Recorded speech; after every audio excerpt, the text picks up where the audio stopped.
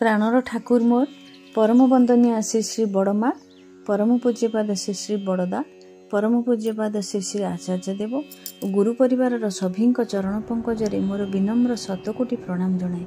मोर यही वीडियो देखुथिबा समस्त गुरु भाई और माँ माननकु मोर प्रीतिपूर्ण जय गुरु भल पाइबा जनाए। आजिर आलोचना करने पूर्व अनुरोध करुच्ची जो भाई और माँ माने यही चैनल रे नुआ अछंती प्लीज चैनल टी सब्सक्राइब करंतु।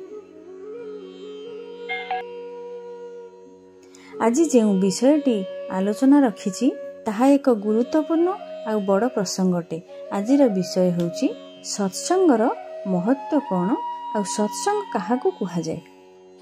देखंतु सत्संग कहिले कौनसी निर्दिष्ट गुरु बा धर्मजाजक किंबा कौनसी निर्दिष्ट ठाकुरंकर नुहे। सत्संग हेउची धर्मसभा बा धर्मालोचनार अनुष्ठान। किछि नास्तिक लोक अछंती सेमाने कुहंती जे सत्संग गले कौन लाभ हेबो, जीवन को उपभोग कर, समस्त दिने ना दिने मरिबा। प्रकृत रे एटा किंतु युक्तियुक्त कथा नुहे। प्रथमे हमें सत्संगर अर्थ जानिबा। सत् अर्थ सत्य, संग अर्थ संगति। सत्संगर अर्थ भारतीय दर्शन रे बहुत प्रकार अछि। कौन कौन ना परम सत्यर संगलाभ करिबा, दुई रे गुरुंकर संगलाभ करिबा, तीन अनेक लोक मानकर सभार संगलाभ करिबा जेउठी सत्य कथा सुना जाए आ सत्य कथार आलोचना हुए। मनुष्य एवं परमात्मांकर दिव्य मिलन ही हेउची सत्संग। तापरे सत्संग हेउची दुई प्रकार, गोटी हेला बाह्य सत्संग आ द्वितीयटी हेला आंतरिक सत्संग। बाह्य सत्संग तो समस्ते जानिछे, जे कौनसी धर्म आलोचनार अनुष्ठान हेउची सत्संग। आ आंतरिक सत्संग कौन ना ईश्वर को कौनसी प्रकार रे भक्ति करिबा हेउची सत्संग। भजन कीर्तन करिबा, ईश्वर को भक्ति करिबा किंबा किछि सांगसाथी सहित बसी ईश्वर को कथा हेबा भी सत्संग अटे। सत्संग एक सामूहिक कार्यक्रम जहाँकि विभिन्न आध्यात्मिक संगठन द्वारा आयोजित होइथाय। तापरे जानिबा सत्संगर उद्देश्य। सत्संग मानसिक समस्यार एक प्रकार चिकित्सा अटे। किपरि जेतेबेले मनुष्य मनरे काम क्रोध रूपी बासना बढ़ी जाए सेतेबेले ज्ञान रूपक दीप लिभि लिभि आसे। मनुष्य कामना बासना रे अंध होई विवेक ज्ञान सबु हरई बसे। सत्संग जीवा द्वारा ज्ञानी सज्जन मानकर संगति लाभ करिबा द्वारा मनुष्य सत् पथरे परिचालित होइथाय। मनुष्यर विवेक जागृत होइथाय। कुहा जाए एई कली जुगरे सत्संग हेउची एपरि एक अनुष्ठान जेउठी कि जीवा द्वारा मनुष्यर दुख कम हुए।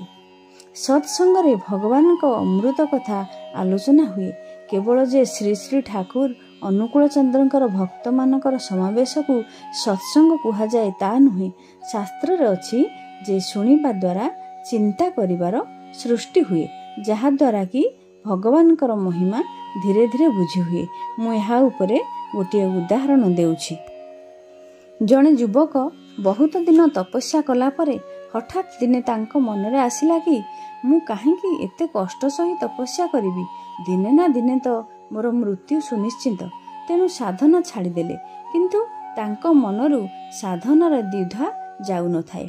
दिने जणे साधु बाबा को भेटी से तांको मनर द्विधा जणाइले। साधु बाबा कहिले जे बाघुणी तार नख ओ दांत साहाय्य शिकार करे, शिकार को चिरी फाड़ी मारी दिए नख ओ दांत साहाय्य, किंतु जेतेबेले सेही दांतरे तार छुआ को निए एते जत्नर सहित निए जे तार देहरे दागटिए भी हुए नहीं। साधु बाबा पुणी कहिले सेही बाघुणी अछि, सेही दांत अछि, किंतु फरक अछि प्रेमर, फरक अछि तार श्रद्धा आ भल पाइबार, जहा फल कि बाघुणी छुआर किछि क्षति हुए नहीं।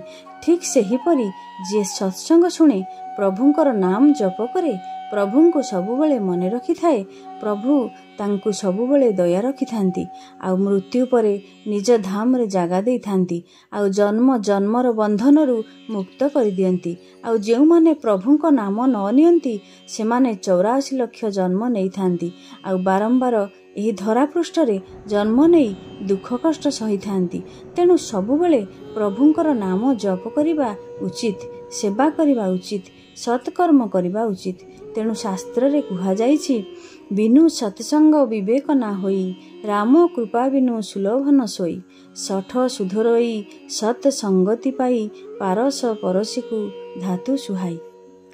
ସତ୍ସଙ୍ଗରେ ନ ବସିଲେ, ଭଗବାନଙ୍କ କଥା ନ ଶୁଣିଲେ ଆମର ବିବେକ ଜାଗ୍ରତ ହେବ ନାହିଁ। କିନ୍ତୁ ଭଗବାନଙ୍କ କୃପା ସେଇମାନଙ୍କ ପାଖରେ ଅଛି ଯେଉଁମାନେ ସତ୍ସଙ୍ଗରେ ବସନ୍ତି। ଯେତେ ବଡ଼ ଶଠ ହୋଇଥାଉ, ପାପୀ ହୋଇଥାଉ, ସତ୍ସଙ୍ଗରେ ଆସିଲେ ସେ ନିଶ୍ଚିନ୍ତ ସୁଧୁରିଯାଏ, ନିଶ୍ଚିନ୍ତ ପରିବର୍ତ୍ତନ ହୋଇଯାଏ। ଯେମିତି ସ୍ପର୍ଶମଣିକି ଲୁହାକୁ ଛୁଆଇଁ ଦେଲେ ଲୁହା ଯେମିତି ସୁନାରେ ପରିଣତ ହୋଇଯାଏ।